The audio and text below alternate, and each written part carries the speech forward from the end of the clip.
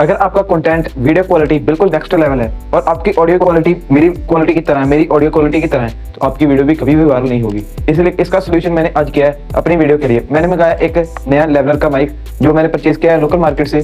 तो आज इसकी करेंगे अनबॉक्सिंग और देखेंगे इसका रिव्यू।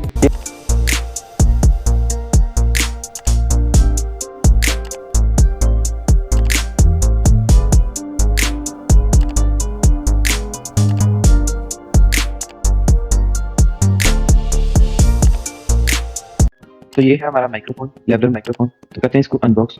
तो चलो कहते हैं इसको ओपन।